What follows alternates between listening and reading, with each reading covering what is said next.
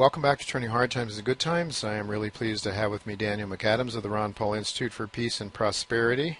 Thanks for joining me, Daniel. Thanks for having me back, Jay. It's really good to talk to you again after missing you for a week or so here. We would like to start out, I know not the Ukrainian thing seems to have sort of settled down a little bit, but could you maybe give our listeners a little bit of an update on where that situation stands right now? There's some talk about maybe some peaceful solution or some mediation by the Germans and the French, perhaps?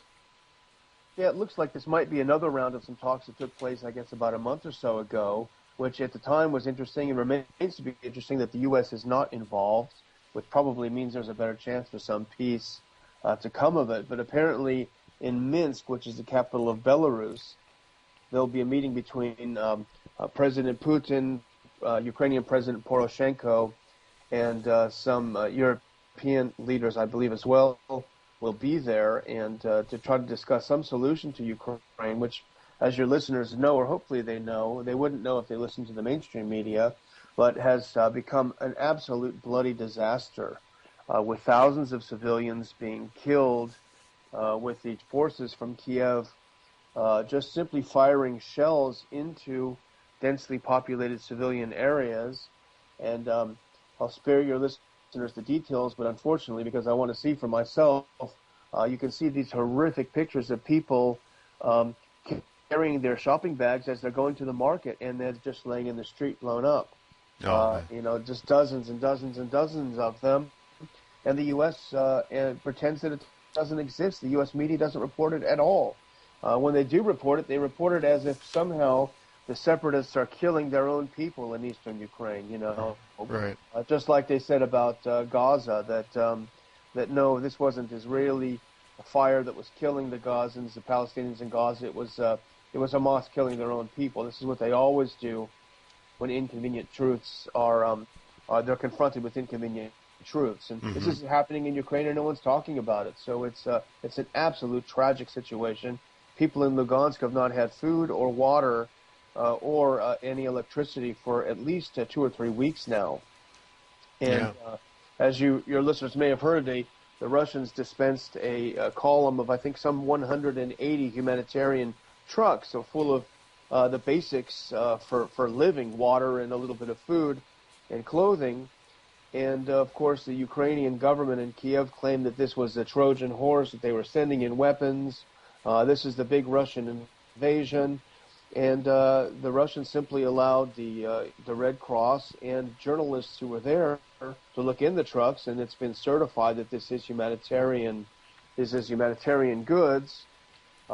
So once again, the government in Kiev was lying, just like they lied over the weekend when they said that they had fired on and destroyed a column of Russian APVs that had traveled into Ukraine, and that absolutely wasn't true. So that, I guess, in a nutshell, is what happened. There is actually quite a bit happening, but not much of it is good news.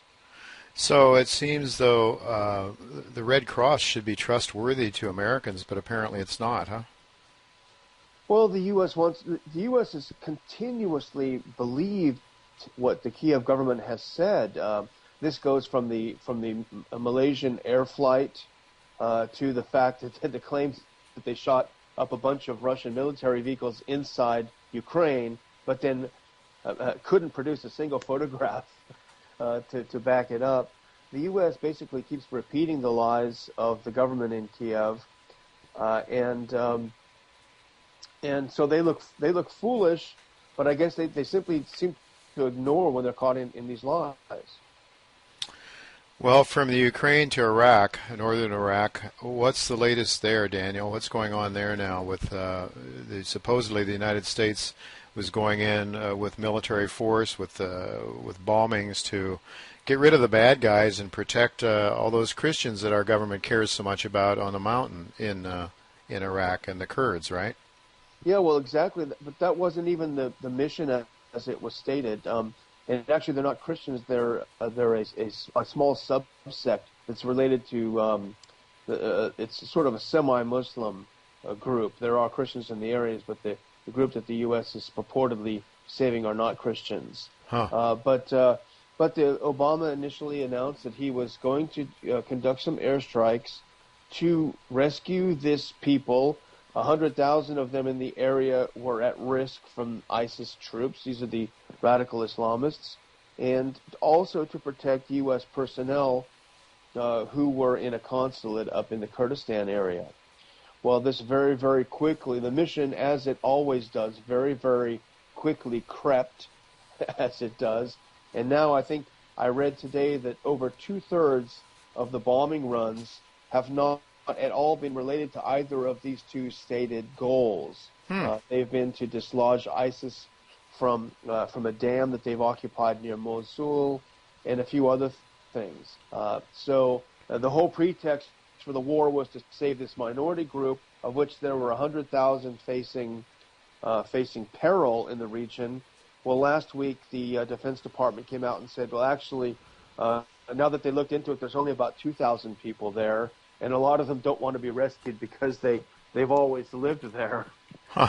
So I think we talked about this maybe last week, Jay, about how unfortunately a lot of even libertarians were suckered into this by the propaganda that we've got to save these people.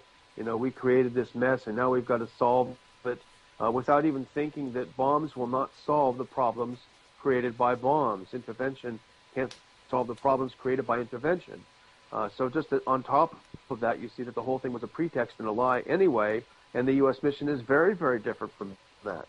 The U.S. mission consists of regime change in Iraq, which it has successfully completed.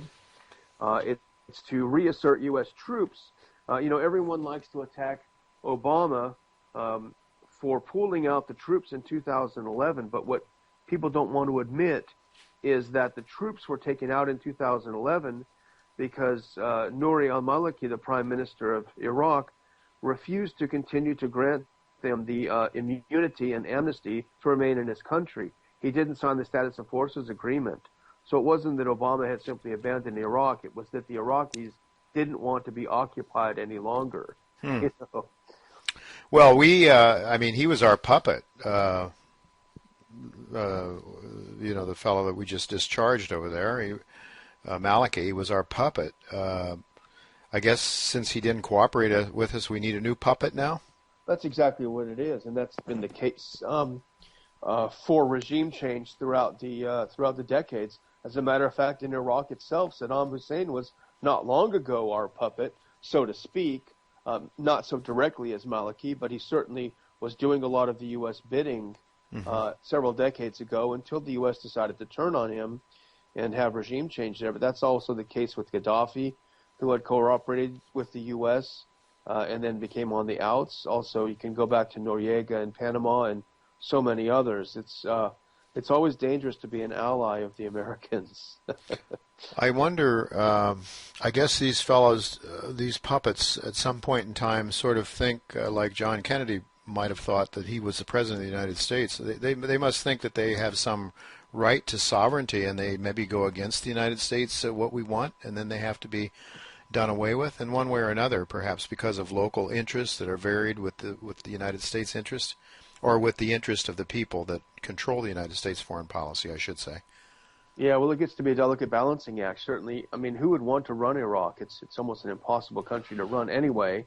Things are no doubt far worse than they were under Saddam Hussein, but I think Maliki had to balance the desires of the people he was governing, which were to get rid of the U.S. occupation, which was obviously was never popular, despite what the neocons promised us. So he had those kind of demands on him, but he also had the U.S. making its own demands, and so he was put in a very difficult situation. So now the U.S., I guess, thinks that their next puppet will be more obedient, and they seem to be getting their way because they're breaking away Kurdistan from Iraq. That's the one thing that the U.S. is doing. Kurdistan is very oil-rich, and there are a lot of very well-connected people, including in the United States, who are heavily invested in the potential for oil in that region. That says a lot. That says a lot about that. So if we can get the northern part of Iraq separated from the southern part and then take control of that, we can grab more of the goodies for the United States oil interests, I guess. Yeah, for well-connected people, exactly. And Well-connected people, nothing to do with a free market. It has to do with fascist economics, essentially. exactly, and trust me, the people who everyone is crying about now, who are being oppressed, and certainly it is a serious situation. They'll be dropped like hot potatoes once they break this away. You won't hear another word about these religious minorities there, because there's no. I mean, things are probably bad under the current rule of the Baghdad regime, but things will be no better under Kurdish rule. If anything, they'll probably be worse. Hmm. So, but you just won't hear about it anymore. Well, if we get our oil, who cares, right? Yeah, the media just won't cover it anymore. Right. It's in the interest of the military-industrial complex, which includes, in my view, the oil companies that a lot of the people on the left side of the political spectrum like to rail against. Well, I'm not railing against them only in the sense that they are not free market organisms. They are entities that have been that are basically in bed with the government and get special privileges. Of course, Daniel, I've heard from some of my friends in the Randian group, who tend to be, I think, many of them neocons themselves, that the big mistake we made was not doing in various parts of the world exactly what we did after World War II. We should keep our troops there. We should take control of the governments and permanently run them, more or less, which I think has happened to a great extent. When I talked to one of our guests recently that talks, who's a specialist on Japan, talked about how Japan has been a client state of the United States since World War II, and how we're arming Japan now to counter China as China tries to increase its naval interests so it can protect its own sea lanes. But we don't want China to have protection of its own sea lanes. We want to have control of those sea lanes. That is, the people that run our country. So what do you say to people, though, that think that we should just simply, well, the big mistake was in not insisting on keeping a military presence in Iraq, a permanent military presence, just as we have in Europe? Because people look at Europe and they say, see how well that's worked? Yeah, but it's also, I mean, people who make that argument are, I think, as you said earlier, it's a fascist argument, a socialist argument in a way, that we should somehow use the military, which is designed to protect the territory of the United States against foreign incursions, to use that military to help socialize the costs of well-connected corporations to do business overseas, so that they can then privatize the profits on the rest of our backs. And if they want to call themselves free market and they're preaching that kind of a policy, then it's a joke, Yeah, then we can't take them seriously. No. Because they're free market as long as it benefits them, but not when it doesn't benefit them. They're free market when it comes to their profits, but they're socialist when it comes to the costs. Well, that's certainly what we've seen in the United States with the banking crisis. Privatize profits, socialize losses, and what a good deal if you're on that side of the fence, I suppose, except it's immoral, it's evil, and I think ultimately it's self-destructive for our country as a whole. Well, there's so many great articles at the Ron Paul Institute for Peace and Prosperity that I would suggest our listeners go there. Go there every day and check out the latest and most important events, because you'll get a different view of what's happening in the world. And also, if you are in sympathy with the quest for truth and a different opinion about what's actually going on, you might find your way to just let loose of 10 or 20 or 30 bucks or more, if you're able, to help out the Ron Paul Institute for Peace and Prosperity, because these guys do an incredible job with very, very little money. Daniel works like a horse. I know, Daniel, which is always, I'm always so honored to have you on here, because I know that you are an honest person who works extremely hard. But before we let you go, there's a couple of other articles I'd like to ask you about. One written by Ron Paul. He says, what have we accomplished in Iraq since we've gone there? Can you talk a little bit about that article? What have we accomplished in 24 years in Iraq, starting with Operations Desert Storm under Bush 1? What have we gotten for our blood and treasury? Yeah, this is Dr. Paul's column for the week, and it really makes the good point that after 24 years of almost steady bombing of Iraq, we're actually back to square one. We're back to where we were in 1990. There has been absolutely nothing achieved. At least $1 trillion, maybe up to $2 trillion, maybe 1 million deaths have occurred or more. And what about the opportunity cost for our own economy? Yet we're back to the beginning, where we are trying to overthrow a guy in power, putting him in with another guy, trying to start bombing again, thinking that somehow this will bring things right, And as Dr. Paul's conclusion is, after 24 years, maybe it's time to rethink this. Maybe it's time to get out and leave this poor, messed up country alone. Well, Dr. Paul was saying the same thing a number of years ago when he was running for president the first and second time, and obviously his request that people reconsider and consider pulling out has fallen on deaf ears for the most part. It seems as though policy, even Obama, who supposedly has a gentler foreign policy than Bush, as you just pointed out, didn't come out of Iraq willingly, but in fact was because Maliki wouldn't go along with the request for us to stay there. So I don't know. It doesn't seem as though anybody's really learning to know too much or learning very much from the past. I mean, the same thing we see in economics. We continue with the same policies of printing money, and it just keeps digging us into deeper, creating bubbles and malinvestment and bigger problems. Speaking of Iraq, one of the things that I've always believed, and in fact, thinking back on during the time of the Vietnam War, one senator from the South, whose name escapes me at the moment, made the case that, in fact, if we continue doing what we're doing in Vietnam, we will corrupt ourselves internally. That is, that the very things that we are supposed to stand for as a nation, we are clearly not standing for overseas, and if we continue to do that, sooner or later it's going to have a negative impact on our quality of life, on our liberties and our freedoms. And now another article that Dr. Paul wrote, Mission Creep in Iraq and Missouri.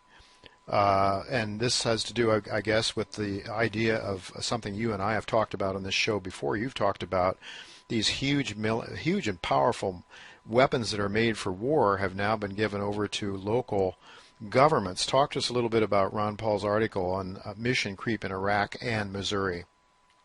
Yeah, it's, Dr. Paul makes a great point. It was an interview that he gave with Andre Mitchell on MSNBC the other day that we posted, where he points out that, you militarize the police, you give them military weapons, you give them tanks and illegal gases, and it creates a culture, and it encourages them to overreact, the kinds of overreaction that we're seeing in Missouri this past few days. And, he makes a great point that police are supposed to be local people.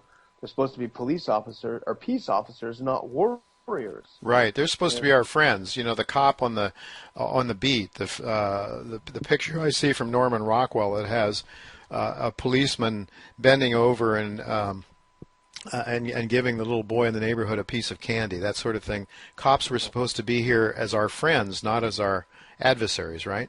And once again, it's because of the warfare state. There was a legislation that passed in the late 1990s that was reinvigorated after 2001. That transferred military equipment, so-called surplus military equipment, from the military to local police forces. So you have these small police forces, including, my little new little town of Lake Jackson with a couple thousand people. They've got a tank, it's ridiculous. So you give these police officers tanks and riot gear and, as Dr. Paul points out, dangerous gases that would be against international law if they were used in wartime. You give them to cops, and they're going to want to use these goodies on people. So it's really a very toxic and poisonous environment, and it's not just about this town in Missouri. This is something that's been happening over the last few years. We all remember, what happened in the Boston bombing, how they just basically, it was like the military took over this town. For sure. Very frightening. It's very frightening. Yeah, busting down doors without warrants or anything, just going into homes. It really was frightening. I agree with you. I guess most people say, well, I haven't done anything wrong. Well, I don't have anything to worry about. Well, what about those people that had their doors busted down? They didn't do anything wrong either. So, and even in Missouri, and it's a complicated situation. However, you do have folks that were on their own front yards, their own private property, standing around talking, and the police were firing tear gas at them. So they're not even defending private property, First Amendment rights. It's something that's very dangerous, and if people who've done something wrong and who haven't done something wrong, should pay attention because they'll be next. Yeah, you can imagine. This show deals mostly with financial issues, but you can imagine if things really melt down. Let's say the 2008-2009 thing had continued to implode, and the cash machines weren't available, and food wasn't getting on shelves, and general anarchy would break loose. You could see the totalitarian capabilities of a police force armed with military gear. One of the things that Dr. Paul talked about is blowback, and blowback certainly is something I think we're seeing. I don't think the media talks about it at all. They don't want us to see it, but one of the things that really strikes me is that we seem to, our friends today, we talked about this a little bit ago in terms of individual dictators and puppets that we put into power. They're our friends today, but in the future they're no longer our friends. And it seems to me, Daniel, one of the things that is so striking is this notion, or this reality, in fact, that we arm certain groups, or arms get into these countries, and then they're used by our adversaries. And there was an article, the Ron Paul Institute, titled "The Terrorists Fighting Us Now. We Just Finished Training Them."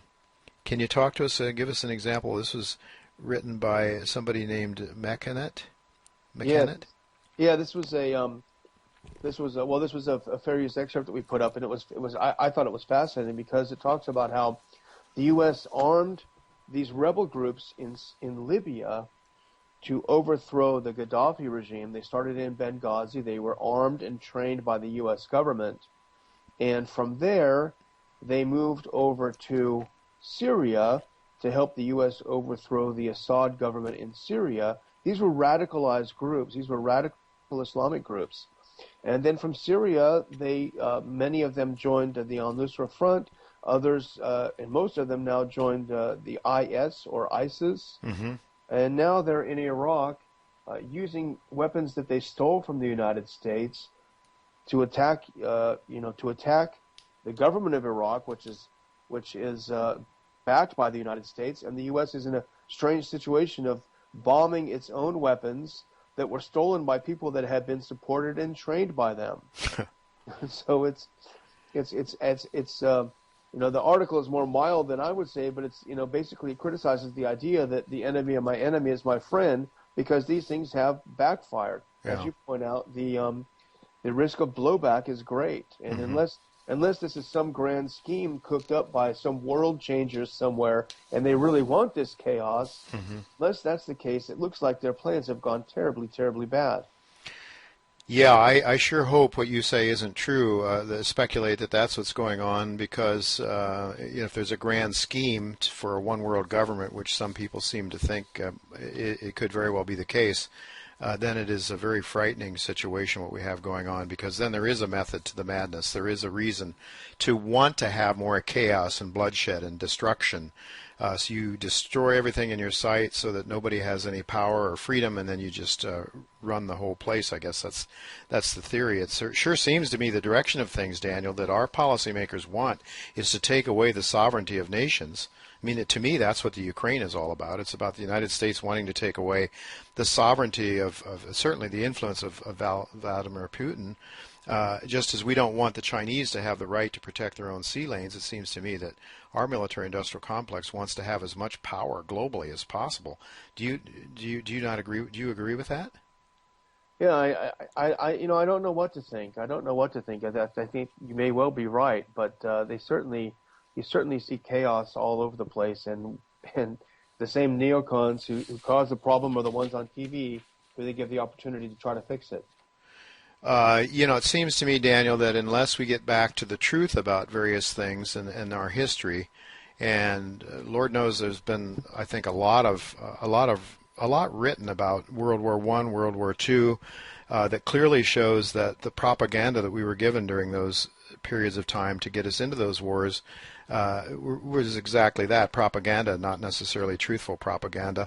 So, we go back to the most recent, really traumatic issue in the United States, and that was 9/11. And on your site, Congressman Walter Jones, who's worked very closely with Ron Paul on foreign affairs issues in the past, he and Ron Paul talked about the Saudi Arabia Bush administration 9/11 cover-up. Before we conclude our discussion today, could you possibly give our listeners a little bit of a background on that? And then I would like to just say, folks, that you can go and read these things and get all the details that are there. Daniel has just a short period of time to share them with us, but I would very much encourage you to go to the Ron Paul Institute for Peace and Prosperity. You can read this article that has to do with the Bush administration 9/11 cover-up. But could you possibly just summarize it for our listeners, Daniel? Sure. This is Congressman Walter Jones from North Carolina, who's long been a friend of Dr. Paul's, and he was interviewed on Dr. Paul's TV show this week, The Voices of Liberty, and Walter Jones is one of the few people, and it's been only congresspersons, who've seen this classified 28 pages from the 9/11 report. Thus far, none of us have been able to see it. And he was so shocked by what he saw that he even introduced a resolution in Congress demanding that these be declassified so that Americans can see what was in this report. And interestingly, even the original authors of the report, the heads of the 9/11 Commission, have suggested that that these pages be declassified.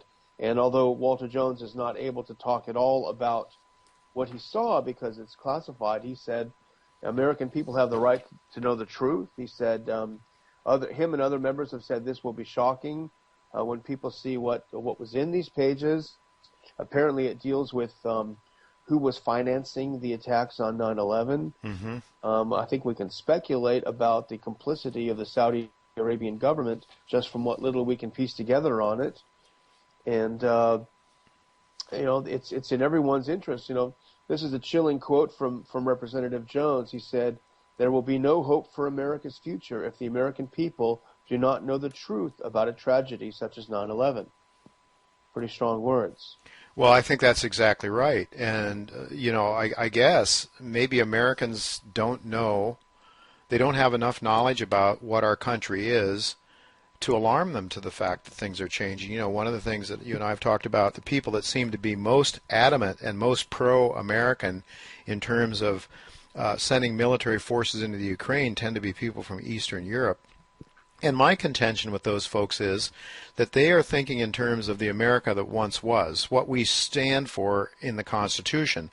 What they don't see, in my view, is the degradation of our country from within, and that the America that they think of as being the savior of the world and making people free and giving them liberty, or freeing them up to be free, that is, reducing government, the policies of our founding fathers that did serve us very well to a great extent for so many years, they still think that is America. But I think they don't understand that this is no longer America, and that you don't gain your freedom by force through military action. But yeah, I think it's just, to know what the truth is, absolutely, that the truth will set you free. That's what the good book says. I believe it's very, very, very true, that unless you know what really happened on 9/11, if there's a major cover-up and there's other sinister forces behind the scene, perhaps even wanting to have that occur in the United States, certainly it hasn't hurt the military-industrial complex, has it?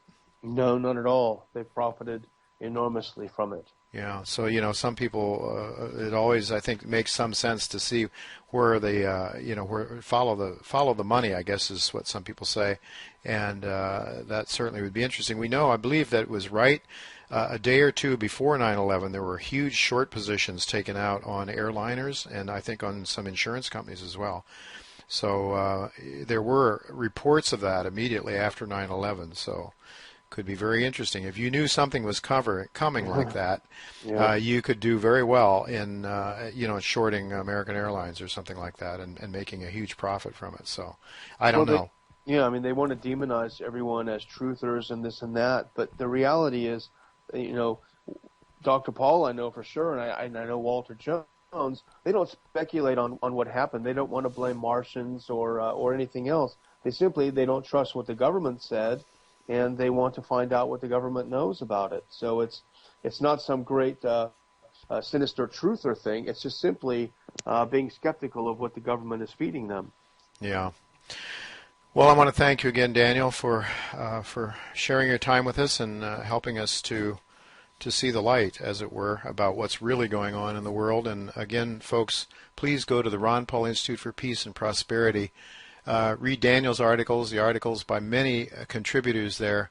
Ron Paul, first and foremost, I guess, in many ways, so many things there that I think will really help you to understand what's going on, and talk to your friends about it. I mean, I think change occurs from the bottom up, and you can all be a better citizen, be a better American if you know what the truth is, and if for no other reason than just to examine what you're being told by the propaganda machine that we're all just given what is supposed to be the truth, and we're not supposed to ask any questions. Well, as long as we are allowed to still ask questions, as long as Daniel McAdams and the Ron Paul Institute for Peace is allowed to continue talking, I hope and pray that they will continue doing so, and I hope and pray that all of you that listen to this show will do your small part to help your family understand what's going on. And in regard to that also, scratch together $5, $10, $15, $20, $25, $30 or so, or whatever you're able, and your heart leads you to let loose from your pocketbook. Send it to the Ron Paul Institute for Peace and Prosperity, because the Daniel and others that are working with them are doing a great job, I think, in helping us understand what's really going on. Thanks again, Daniel, for being with me, and I look forward to doing it again next week. Thank you so much, Jay.